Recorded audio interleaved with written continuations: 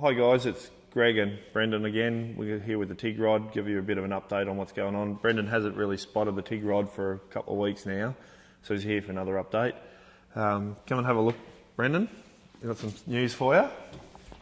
So what we've done now, as you can see, that's mounted. Yes. So we've actually made a little shaft inside here, so you can use that, just buy another one out of a wrecking yard if you want to. So it's an adaptable shaft. It's just a little extension in there, and then we've got this piece here because we had to do this because where our steering comes out, it was touching the bottom of that. As you can imagine, the car's narrower. We modified the exhaust a little bit so it just runs through here, and then that one there's got a slight modification to it, but not much. But we wanted to try and keep that looking like it was a factory style thing because they are actually a bolt-on VF exhaust, so we still wanted to keep that. So both sides now, if you have to buy a new exhaust, we just have to modify that piece there, you know, but because of the narrowness of the car, we just couldn't get it to go through. And then if we put a third knuckle in, this suspension here is going to be in the road. So that's all done now. Steering, finished. Brakes, well, booster master cylinder, finished. So that's all done for you. Yep. Happy? Yeah. 2 VF throttle bodies, so they're again VF. Yep. Fly-by-wire, Yep. and we can wire it into our computer. So it turns out. So that's really, really good news for us. He's also making air cleaner adapters to the throttle bodies. So it'll be like a typical tunnel ram style, or we might be able to put a scoop on top of it at some stage. Yep. So it's all working together. We should nearly see that in about 2 weeks. That's going to be really exciting to see that. Yeah. That's going to be very cool. So you want his rocker covers? Well, I think to keep everything from the same manufacturer, it just looks like a tie. Because then it'll be, yeah, all of it's all starting to work together. Okay, so now I've moved over beside our TIG rod, and the first thing I want to talk to you is our chassis. Now, the chassis, whilst it's only simple box tubing, has got me really excited. And the reason for that is it is legal. I'm going to keep saying that a lot as I keep talking to you, but there's no point building cars like this if we can't get them out on the road. So this simple box tubing chassis, our bespoke chassis, is going to be torsionally tested. It's going to be completely legal for this vehicle. We're going to get full VIC registration at the end of this project. I'm going to be able to drive this car and drive the wheels off it. Now, I'm not going to show you too much about the chassis as such, but if you want to go back to the builds videos, you can actually see more pictures of that.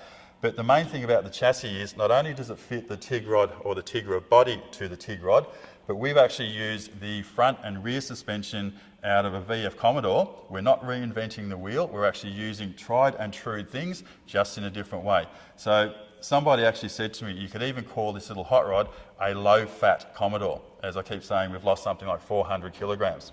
So right here where my hand is the front suspension straight out of the Commodore. So we pull it out and we've used the same mounting points to mount the front cross member, which then has our suspension, our power steering, practically everything we need at the front of the car is just literally taken out of one and put straight into this one.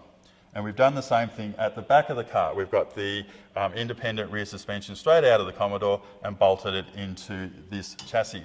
Now, they're not the prettiest things, okay? They're not like your typical 9-inch diff and 4-link triangular stuff that you see in most of the hot rods, but this is going to outhandle those. This is modern technology in an old style of car. So again, I can't emphasise just how excited I am that we've got this bespoke chassis that's going to be legal and it's going to be the platform for all 3 of our different cars.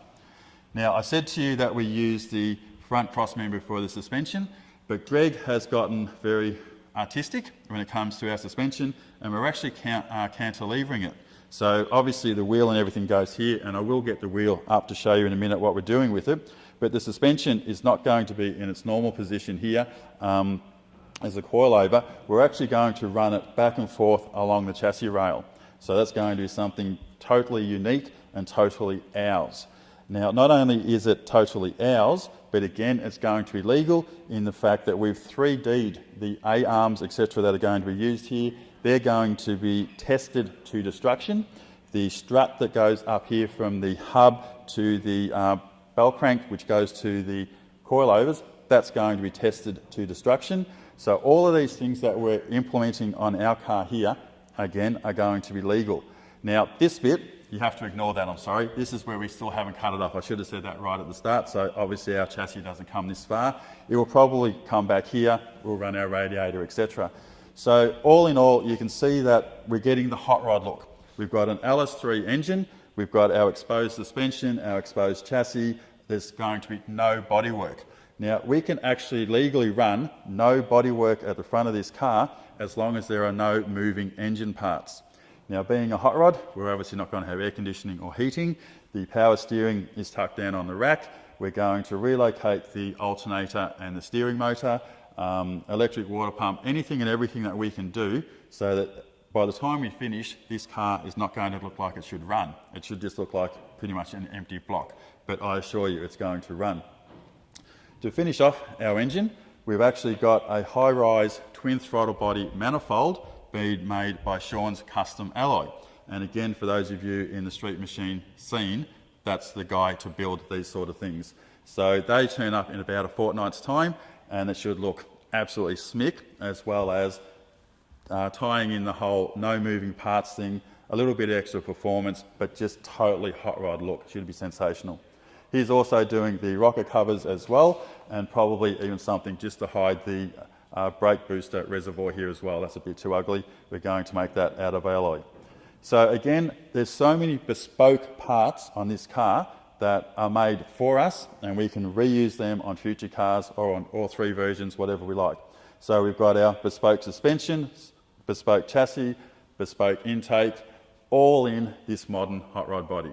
So now we have our exhaust up to the cats are done, both sides. Yep. We've tucked them in as close to the gearbox as possible because we need floor room here, but the trans tunnel will come up over and look quite good. Yep, and they don't look like they're taking up much space. Yeah, so to come through here, which is where the cross member is, I'm just going to redesign this cross member a little bit through here, as it's going to be a typical one-off. So we'll just do it out of some billet alloy and then machine it out where we want it. It'll bolt to the two sills. So really happy with where the exhaust is going. And probably have some even better news on the exhaust for you. Okay. So we're going to run under the tail shaft, like straight through there. Yep. And then it's going to go under the diff, like a normal rear VF, VE Commodore.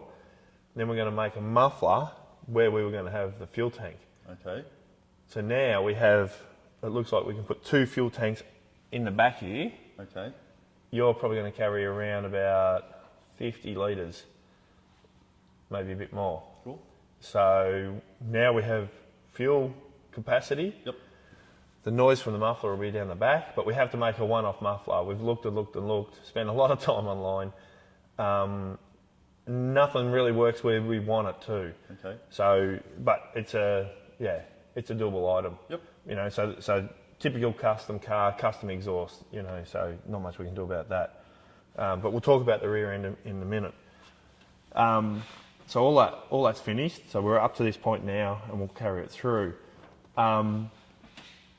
And then, if we can run a trans tunnel through here, we're probably going to put a little footrest for you as well. But you pretty much got a lot of room in here. Now, another thing we've done, see this bar in here? Okay, yes. So there's a slot over there. Yep. There's another bar there. So this is chrome moly.